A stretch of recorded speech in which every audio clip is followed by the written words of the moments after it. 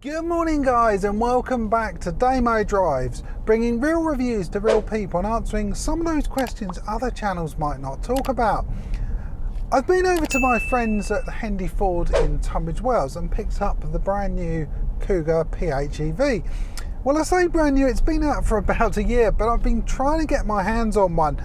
And unless you've been under a rock, you will have seen there has been some issues with the high capacity batteries on this car. Nothing to do with Ford, it was their supplier.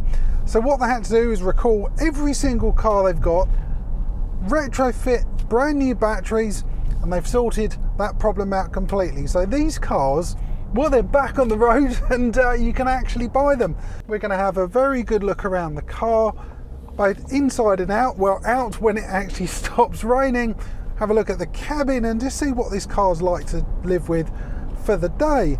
So I'm going to have a drive around. I'm going to head down to my local town of Ephraim and have a drive down there in electric mode.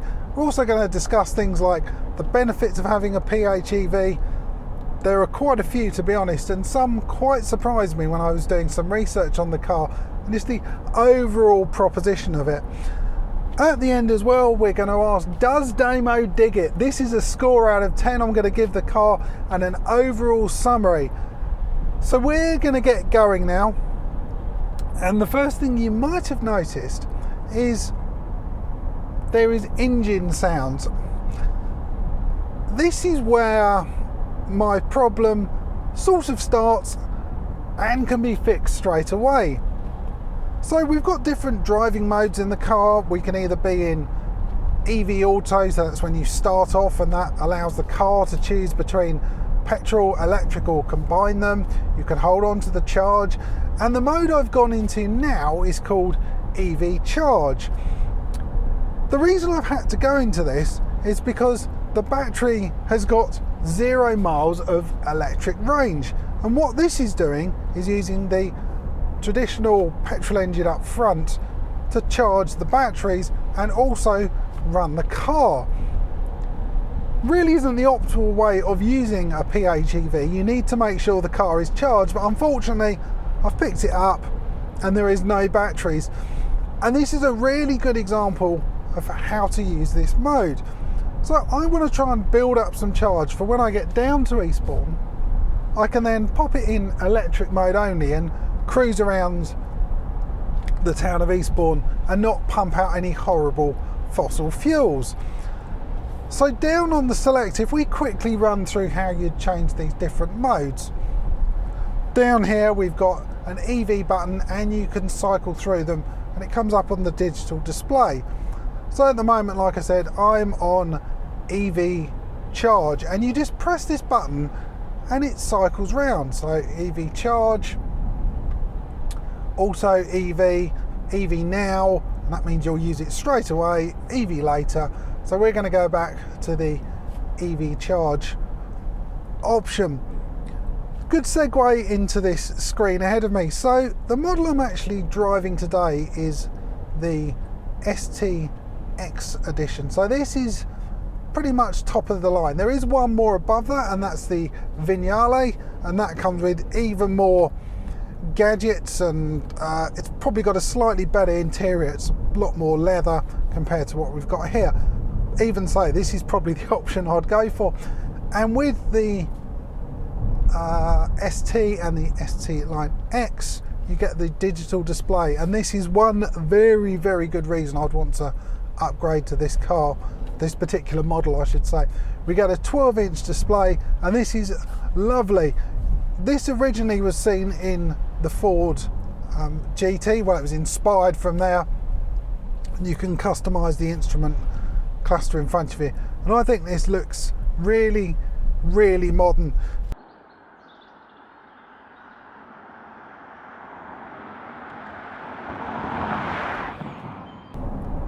I wanted to go into a bit more detail about the Kuga PHEV in terms of the technology. There is like a £5,000 price increase over the more traditional petrol or diesel. So what do you get for your money? It's all under the bonnet. Well, it's at the back of the car as well.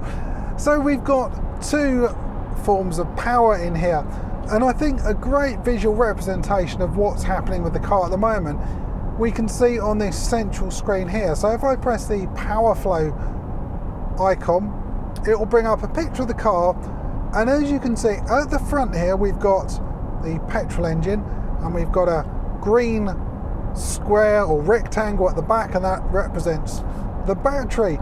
And depending on where the power is coming from will depend on where those arrows and how that flow is going. So because we're in this EV charge mode, the engine is running all of the time. This is a bad thing when it comes to owning a PHEV and why you'd have one, but we'll touch on that a bit later. So you can see it's sort of a browny colour, and that means it's running, and we've got the brown arrow going back to the battery, and that shows the battery's being charged. Now when I ease off the accelerator in a minute, you'll see there'll be another green line. I'll ease off now. There's another green line which goes back to the battery, and that's using something as it says here, regenerative braking. So what that does, rather than using your normal brake pads, it actually uses the electric motor that would normally be used to drive the car forward, use it in reverse, and generates electricity. Very, very clever indeed, and rather than wasting that kinetic energy, goes back into the battery and hopefully should be giving me a few more miles of range over the course of my journey.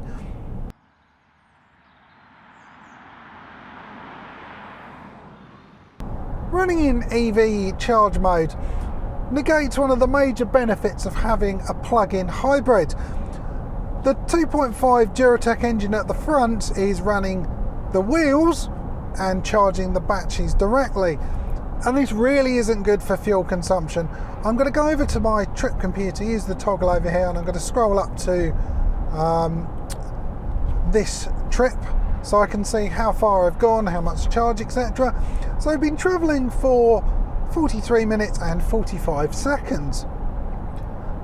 My average fuel consumption, 33.4. That is not very good at all. I've done 21.8 miles and I've gained 12 miles of electric. So it's certainly doing its job building the electric charge in the battery for when I do get to a town, so I can drive around in just electric power. But nah, if you were not going to charge this car, you're better off going for the petrol or diesel model.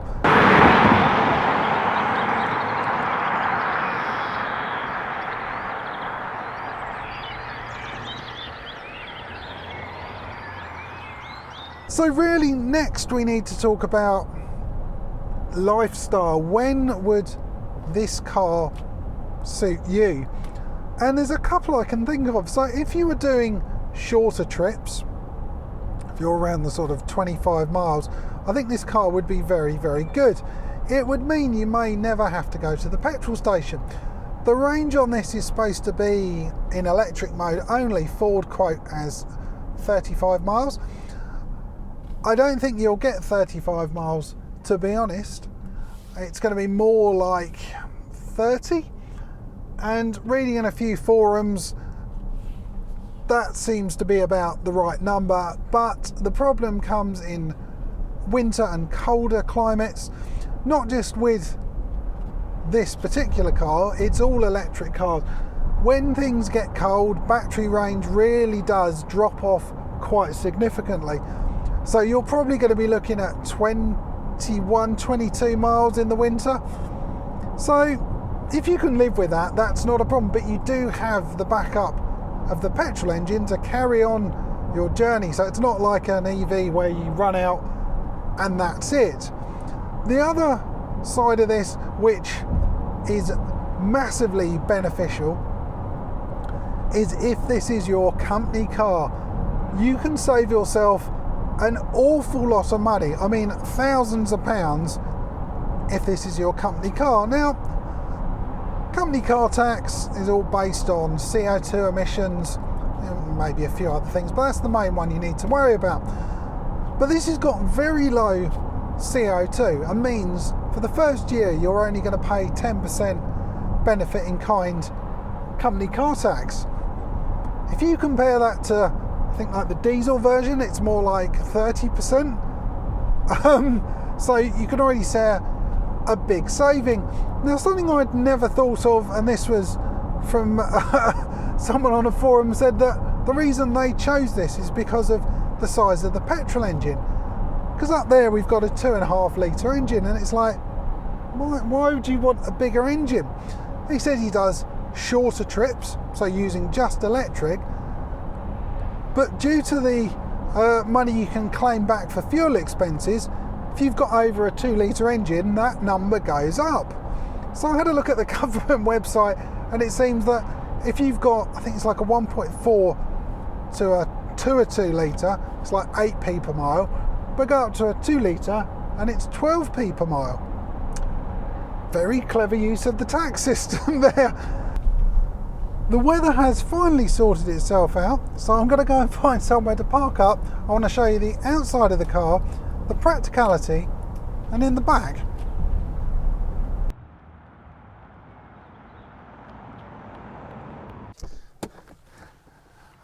I've got to apologise straight away that this car is filthy.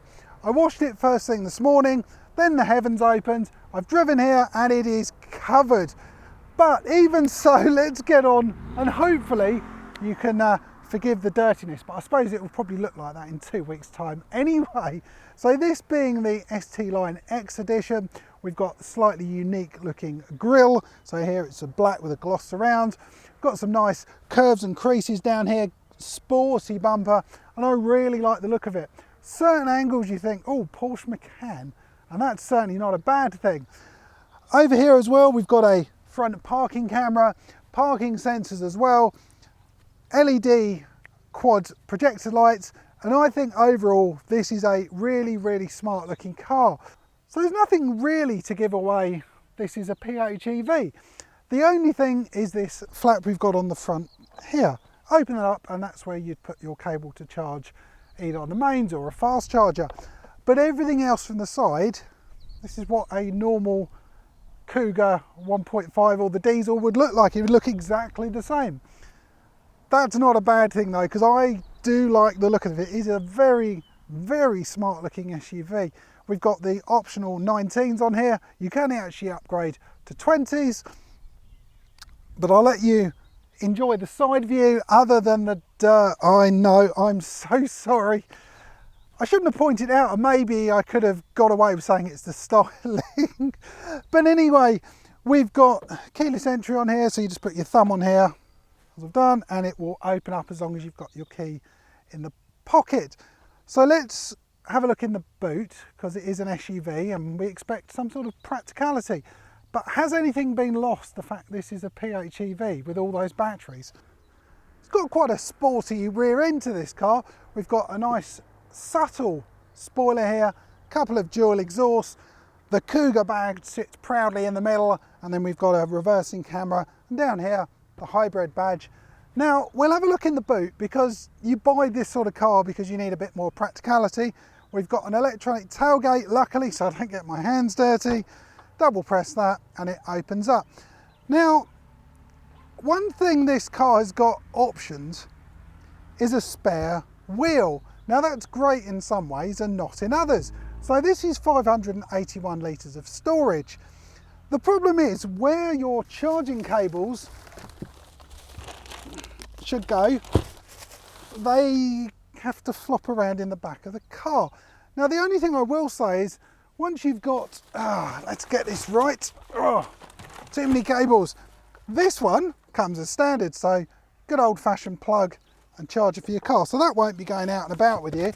The one you do need to buy as an extra is this one. So if you were going to charge it, so at the supermarket, you need to buy that extra cable and that would have to come around with you. But overall not a bad size.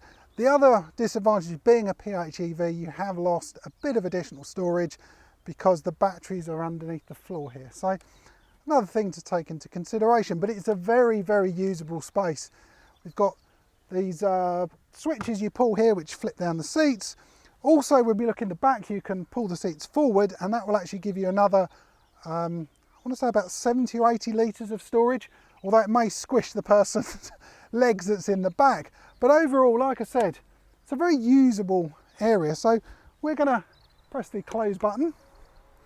Let's go have a little think about it. So we're going to hop in the back and see what passengers have in store for them. So let's hop inside. God, it's absolutely boiling now. It's been torrential rain a couple of hours ago. Just can't make up its mind. So let's hop in the back. Oh, so the back of the Kuga, what's it like? Well, it feels quite airy. We've got this panoramic sunroof which lets in loads of light. I think if it didn't have that, it may be a bit dark in here, but even so, like this, absolutely lovely. These seats are nicely padded. We've got Alcantara on one side, this leather bench seat in the middle, but overall it's very nice in here. Pull down armrest, a couple of cup holders, and the thing I like about this being the ST line and ST line X trim is you get this red stitching running around here. So on the seats, you'll see that on the steering wheel. Just gives it a bit more of a sporty feel. They've even got some nice plastics on the door, somewhere soft to rest your arm. Now, something which is quite a nice feature to have, it's quite cool, is you can actually slide the seats forwards and backwards. So if I wanted a bit more room in the boot, you might, yeah, I can't go any further than that. So got a few inches extra behind me. So if I had very short legs, you could push it even further forward, but I'm going to go backwards. And you've got a handle on the side as well, so you can recline or incline the seats, which again will give you a bit more room. This gives you a bit of flexibility, a bit more comfort for the passengers, but overall, it's a nice place to be.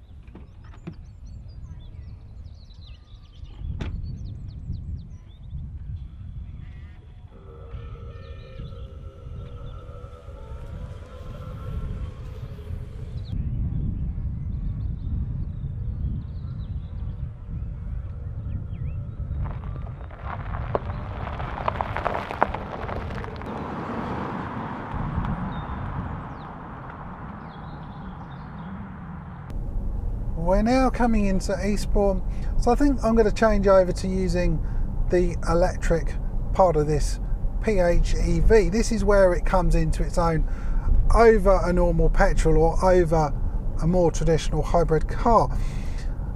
So in summary, you've done 1 hour and 6 minutes driving, 40 miles per gallon, and I've gained 12 miles. Like I said, a bit of a caveat, I have done 6.4 miles of EV driving earlier on after I accidentally nudged it into the wrong mode. So let's go over then, we'll change using the mode buttons down here. So we're going to press EV and we will go from EV charge. I think we're going to go over to auto EV because this is probably the easiest mode to be in because the car is deciding what it wants to do. So if we have a look at this display here now, so the picture of the engine has now gone because we're not using, or the car has decided it doesn't want to use the petrol side of it, and we're just using the battery, so that's represented by this square at the back. So when it's blue, that means I'm using the electric motor, and when it goes green, it means that I'm regenerating the battery.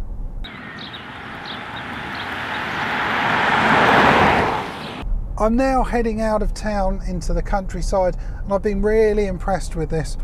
I've left it in EV also all of the time I was in the town, and it's actually never gone over to using the petrol engine once. It's been just in electric, so I've been wafting around in near silence. It's been very, very pleasant indeed. But that's the benefit of one of these cars. That's where this comes into its own.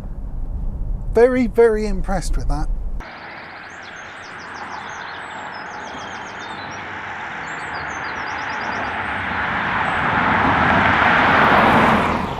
I'm now heading back home, and if I look at my MPG, this car would not be for me. If I got, we're getting 48 MPG at the moment, it's defeated the point of having a plug-in hybrid. To me, this is all about getting good fuel economy. It wouldn't be a company car for me, so that doesn't come into it, but we want to try and get those numbers up because they're not really doing justice of what this car can do. That EV charge has completely ruined the figures, so what we're going to do is go out of sports mode and go over into normal. So we'll rotate that round, and now we're in normal mode. Now what the car should do is prioritise fuel consumption over performance.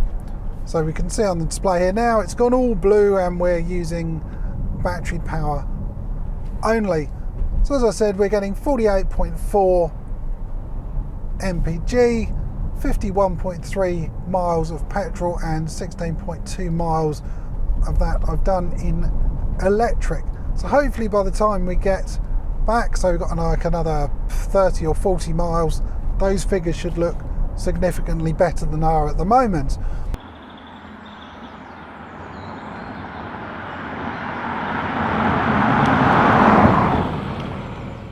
So a final update on fuel consumption then. So I haven't exactly been using this car in the ideal way you should do a PHEV. You should be plugging in at home, charging it up, and then using the auto mode to switch between petrol and electric. This, as we know, we went on a bit of a trip down to Eastbourne and I had zero range, so I had to use EV charge mode. And that really did hit the fuel consumption quite badly. We're down at like 30 to the gallon.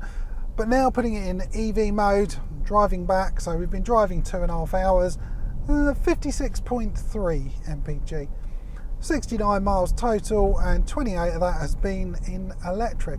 So I think overall that's pretty good. You'd see probably 70, maybe 80 miles if you were using this how you should have done. I have spoken to people who have even got 300, 400, 500 miles to the gallon, but that's when you use pretty much just electric mode only. So overall, use it as a PHEV and you'll get some very, very good figures.